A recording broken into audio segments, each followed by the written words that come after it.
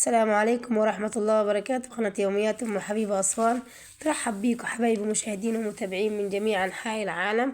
بسم الله ما شاء الله ولا حول ولا قوة إلا بالله العلي العظيم. اللهم صل وسلم وبارك على سيدنا محمد وعلى آله وصحبه وسلم تسليما كثيرا طيبا مبارك فيه.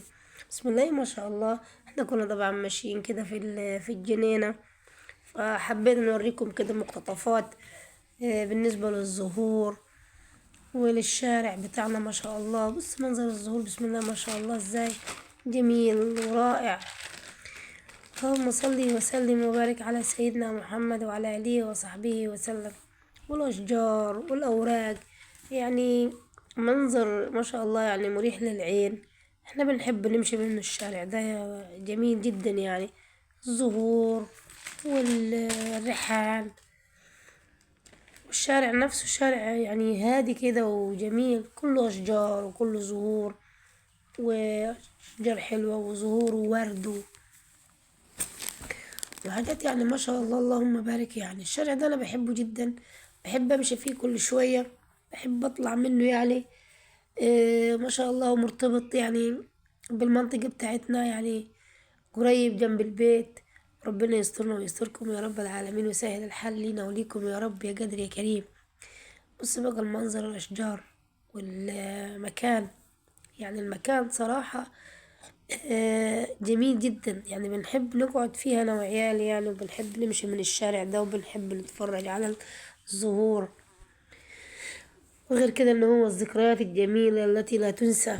يعني شوارعنا كل شارع يعني في كل مكان قعدنا فيه، زي ما عشان العزبة فيها بتاعتنا، يعني كل مكان قعدنا فيه شوية.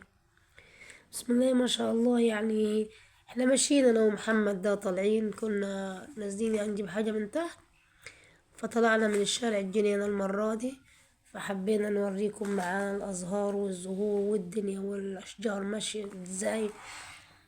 بسم الله ما شاء الله. يعني والحاجة ازاي ما شاء الله اللهم بارك. بص الريحان ما شاء الله. يعني الشارع المنطقة نجيلة في الأرض والمداخل بتاعتها يعني بسم الله ما شاء الله اللهم بارك. يعني بص الخضرة دي احنا يعني مريحة للعين. اللون الأخضر ده ما شاء الله يعني مريح للعين جدا. فاحنا كنا ماشيين يعني معلش بقى الفيديو بيتهز التليفون. بصوا الأماكن والمناظر يعني ما شاء الله اللهم بارك. يعني حاجات جميلة وحاجات حلوة بسم الله ما شاء الله اللهم بارك. يعني اللهم بارك يا رب فينا وفي حياتنا وفي أولادنا وفي حياتنا. ربنا يكرمكم يا رب العالمين، وربنا يشفي كل مريض يتألم ولا يتكلم ما يعلم بحاله إلا الله. ربنا يشفي كل مريض يا رب العالمين ويسعدكم في الدارين الأولى والآخرة. حبيت بس إن أنا أوريكم المناظر اللي هي يعني إن أنا عايشة فيها، زي ما في جبل عند البيت، زي ما فيه إن أنا عندي برضو أشجار وورود وشارع طويل ما شاء الله وجميل.